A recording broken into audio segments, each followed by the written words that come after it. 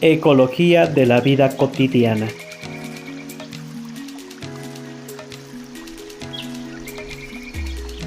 Para que pueda hablarse de un auténtico desarrollo, habrá que asegurar que se produzca una mejora integral en la calidad de vida humana, y esto implica analizar el espacio donde transcurre la existencia de las personas. Los escenarios que nos rodean influyen en nuestro modo de ver la vida, de sentir y de actuar. A la vez, en nuestra habitación, en nuestra casa, en nuestro lugar de trabajo y en nuestro barrio, usamos el ambiente para expresar nuestra identidad. Nos esforzamos para adaptarnos al medio y cuando un ambiente es desordenado, caótico o cargado de contaminación visual y acústica, el exceso de estímulos nos desafía a intentar configurar una identidad integrada y feliz. Es admirable la creatividad y la generosidad de personas y grupos que son capaces de revertir los límites del ambiente, modificando los efectos adversos de los condicionamientos y aprendiendo a orientar su vida en medio del desorden y la precariedad. Por ejemplo, en algunos lugares donde las fachadas de los edificios están muy deterioradas, hay personas que cuidan con mucha dignidad el interior de sus viviendas o se sienten cómodas por la cordialidad y la amistad de la gente. La vida social positiva y benéfica de los habitantes derrama luz sobre un ambiente aparentemente desfavorable. A veces es encomiable la ecología humana que puedan desarrollar los pobres en medio de tantas limitaciones. La sensación de asfixia producida por la aglomeración en residencias y espacios con alta densidad poblacional se contrarresta si se desarrollan relaciones humanas cercanas y cálidas, si se crean comunidades, si los límites del ambiente se compensan en el interior de cada persona que se siente contenida por una red de comunión y de pertenencia. De ese modo, cualquier lugar deja de ser un infierno y se convierte en el contexto de una vida digna. También es cierto que la carencia extrema que se vive en algunos ambientes que no poseen armonía, amplitud y posibilidades de integración facilita la aparición de comportamientos inhumanos y la manipulación de las personas por parte de organizaciones criminales. Para los habitantes de barrios muy precarios, el paso cotidiano del hacinamiento al anonimato social que se vive en las grandes ciudades pueden provocar una sensación de desarraigo que favorece las conductas antisociales y la violencia. Sin embargo, quiero insistir en que el amor puede más.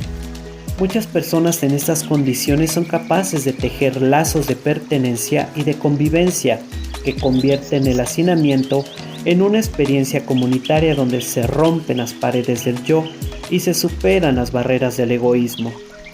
Estas experiencias de salvación comunitaria es la que suele provocar reacciones creativas para mejorar un edificio o un barrio.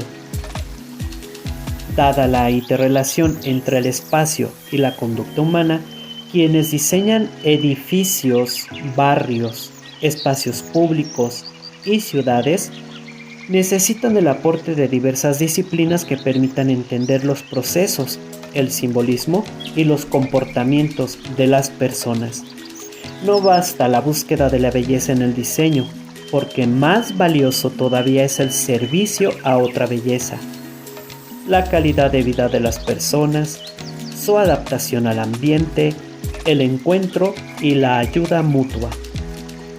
También por eso es tan importante que las perspectivas de los pobladores siempre completen el análisis del planeamiento urbano.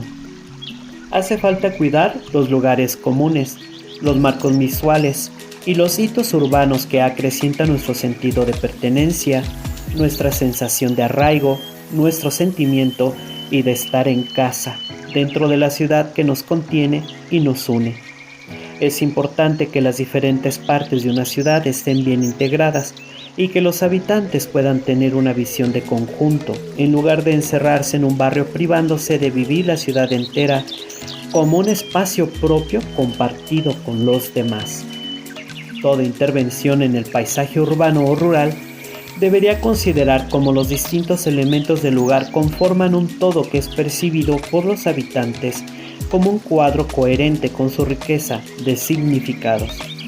Así los otros dejan de ser extraños y se los puede sentir como parte de un nosotros que construimos juntos. Por esta misma razón, tanto en el ambiente urbano como en el rural, conviene preservar algunos lugares donde se eviten intervenciones humanas que los modifiquen constantemente.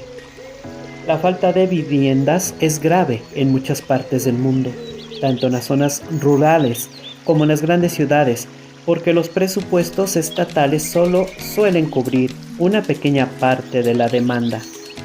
No solo los pobres, sino una gran parte de la sociedad sufre serias dificultades para acceder a una vivienda propia. La posesión de una vivienda tiene mucho que ver con la dignidad de las personas y con el desarrollo de las familias. Es una cuestión central de la ecología humana. Si en un lugar ya se ha desarrollado conglomerados caóticos de casas precarias, se trata sobre todo de urbanizar esos barrios, no de erradicar y expulsar. Cuando los pobres viven en suburbios contaminados o en conglomerados peligrosos, en el caso que se deba proceder a su traslado y para no añadir más sufrimiento al que ya padecen, es necesario proporcionar una información adecuada y previa, ofrecer alternativas de alojamiento dignos e implicar directamente a los interesados. Al mismo tiempo, la creatividad debería llevar a integrar los barrios precarios en una ciudad acogedora. Qué hermosas son las ciudades que superan la desconfianza enfermiza e integran a los diferentes y que hacen de esa integración un nuevo factor de desarrollo. Qué lindas son las ciudades que, aún en su diseño arquitectónico, están llenas de espacios que conectan, relacionan, favorecen el reconocimiento del otro. La calidad de vida en las ciudades tiene mucho que ver con el transporte, que suelen ser causa de grandes sufrimientos para los habitantes. En las ciudades circulan muchos automóviles utilizados por una o dos personas, con lo cual el tránsito se hace complicado, el nivel de contaminación es alto, se consumen cantidades enormes de energía no renovable y se vuelve necesaria la construcción de más autopistas y lugares de estacionamiento que perjudican la trama urbana. Muchos especialistas coinciden en la necesidad de priorizar el transporte público, pero algunas medidas necesarias difícilmente serán pacíficamente aceptadas por la sociedad sin una mejora sustancial de ese transporte, que en muchas ciudades significa un trato indigno a las personas debido a la aglomeración, a la incomodidad o a la baja frecuencia de los servicios y a la inseguridad. El reconocimiento de la dignidad peculiar del ser humano muchas veces contrasta con la vida caótica que deben llevar las personas en nuestras ciudades.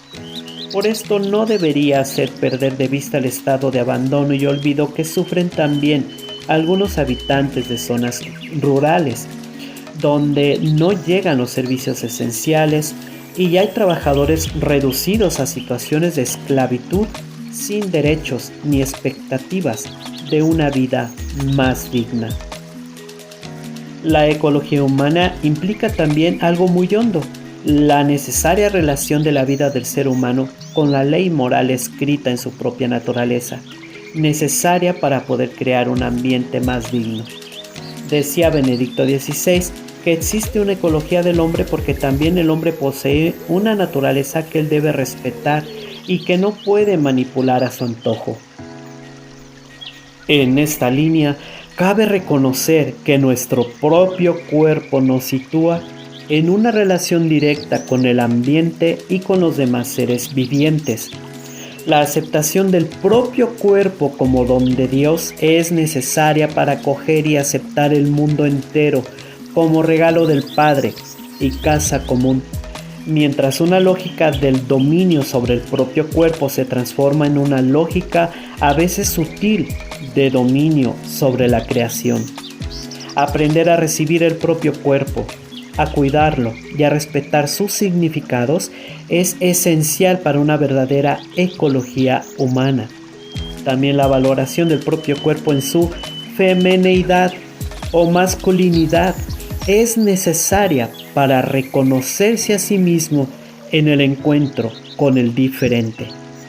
De este modo es posible aceptar gozosamente el don específico del otro o de la otra, obra del Dios creador, y enriquecerse recíprocamente. Por lo tanto, no es sana una actitud que pretenda cancelar la diferencia sexual porque ya no sabe confrontarse con la misma.